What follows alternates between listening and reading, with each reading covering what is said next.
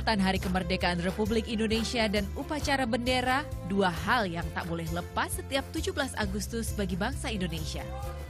Di hari itu, semangat nasionalisme dikobarkan kembali dengan menghormati dan menanamkan rasa bangga pada para pahlawan yang telah berjasa bagi Ibu Pertiwi. Dalam upacara pengibaran bendera pusaka, sekelompok barisan akan menjadi sorotan mata peserta upacara. Derap langkah kompak mereka membawakan lambang kebesaran negara seakan mewakili rasa bangga ratusan juta rakyat Indonesia pada negara. Mereka, pasukan pengibar bendera pusaka, Paskibraka. Paskibraka dibentuk saat peringatan upacara kemerdekaan Indonesia kedua di Gedung Agung Yogyakarta. Upacara ini berlangsung di Istana Presiden Gedung Agung Yogyakarta karena saat itu ibu kota RI dipindahkan sementara terkait situasi politik negara. Presiden Soekarno memerintahkan ajudannya Mayor Laut Hussein Mutahar untuk melatih pasukan pengibar bendera.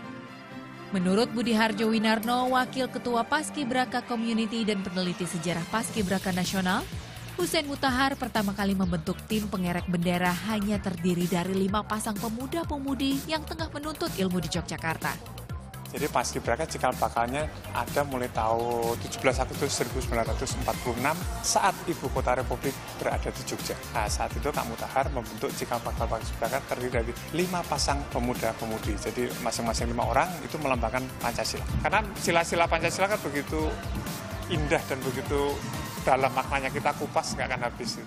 Purna Paskibraka tahun 1976 ini juga menambahkan, jika pembawa baki pertama kala itu adalah seorang bernama Titik Dewi, pelajar asal Sumatera Barat. Baru pada tahun 1950, Paskibraka mulai menggunakan susunan formasi teratur. Susunan pasukannya dibuat sesuai dengan tanggal kemerdekaan RI, dan tatanan pasukan ini terus dipakai hingga kini. Rumah Sakit Olahraga Nasional Cibubur, Jakarta Timur, disinilah kawah Chandra di muka para anggota Paskibraka Nasional tahun 2015 sejak 27 Juli lalu. Mereka terpilih dari seleksi ketat menyisihkan ribuan putra-putri bangsa yang lain. Putra-putri terbaik bangsa ini harus memiliki fisik prima, mental yang kuat, dan akhlak yang mulia. Karena mereka harus siap menerima rangkaian latihan berat di bawah bimbingan berbagai pihak, seperti dari anggota TNI dan kepolisian. Bedanya pelatihan tahun ini dengan kemarin itu hampir sama, tetapi cuma cara seleksinya berbeda. Kalau kemarin itu pengiriman dari daerah itu masih dengan waktu yang mepet, dia datang kemari 2 pasang langsung diseleksi, 1 pulangin. Kalau tahun ini mereka mengirim 2 pasang tapi waktunya masih panjang. Sejak jam 4:15 pagi, kegiatan sudah dimulai untuk beribadah, olahraga, dan persiapan latihan. Mereka berlatih minimal 6 set pengibaran dan penurunan bendera dalam sehari. Seluruh gerakan anggota Paskibra akan dinilai dan dievaluasi langsung usai latihan oleh pelatih. Tak ada hari tanpa latihan, menuju sempurna kibarkan sang saka di hari kemerdekaan, termasuk berlatih di akhir pekan. Rasa tanggung jawab selalu ditanamkan dalam dada tiap anggota Paskibraka. Saat ada kesalahan, hukuman pun diterima dengan lapang dada. Meski semangat membara, kadang lelah mendera raga, namun mereka yakin peluh mereka tak akan sia-sia demi kebanggaan negara. Meski baris berbaris jadi menu utama, namun kadang ada acara tak terduga, seperti perayaan ulang tahun salah satu kakak pembina.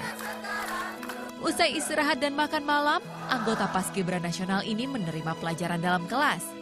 Salah satu anggota Paskibraka Nasional tahun ini adalah Fatma Talia Ranti, wakil dari Kalimantan Selatan. Pelajar kelas 11 SMA N7 Banjarmasin ini masuk dalam tim 8 Nakula. Rasanya itu seneng banget, walaupun kita jauh dari keluarga, tapi di sini kayak udah jadi keluarga juga. Ketemu sama teman, bisa curhat-curhatan. Banyak orang lah ada di seluruh Indonesia gitu, jadi ketemu pembina-pembina yang lucu-lucu, ada yang galak juga, tapi itu seru. Rasa lelah berlatih hampir 1 bulan seakan sirna ketika menerima dan mengenakan baju kebesaran Paskibraka. Hanya dari baju saja, semangat dan rasa bangga langsung terpancar, meski belum melaksanakan upacara penaikan bendera pusaka.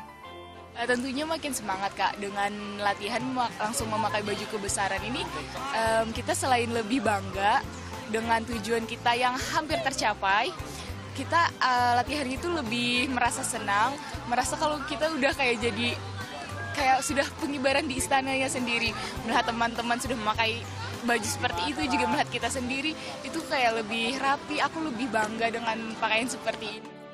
Hari-hari latihan tentu akan selalu terkenang di benak anak kedua dari 3 bersaudara yang hobi mendengarkan musik ini. Seperti Fatma Thalia, kenangan menjadi pengibar bendera pusaka juga selalu diingat dan menjadi kebanggaan bagi tiap anggota Paskibraka.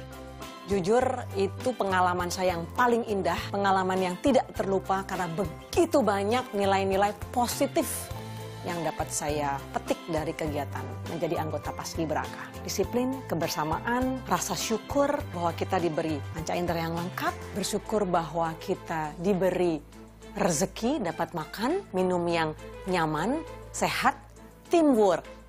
Kenapa? Karena kita kan baris ya, baris berbaris. Kalau satu melakukan kesalahan, sehingga hukuman itu harus dialami oleh semuanya. Sehingga kita fokus. Sama dengan Vivit, Rosa Jalal yang berprofesi jadi dokter gigi ini merasa persahabatan dan toleransi yang diajarkan dulu sangat bermanfaat dalam kehidupannya sekarang. Diajarkan disiplin, kita diajarkan cara menghargai waktu, dan kita diajarkan toleransi, dan juga kita diajarkan bagaimana kita menjaga persahabatan bersaudaraan. Karena bagaimanapun kalau kita egois, kita selfish, akan terkena semuanya, akan pecah. Tetapi begitu kita bersatu, kita bisa melawan senior-senior kita. Paskibraka tak hanya baris berbaris. Dalam tiap ayunan langkahnya, rasa bangga pada tanah air dibawa. Dalam tiap hentakan kakinya, rasa nasionalisme ditanamkan. Dan tiap senti bendera pusaka naik ke angkasa, rasa cinta pada negara digelorakan. Anggi Krestamia, Nugrahanto Margo melaporkan untuk NET.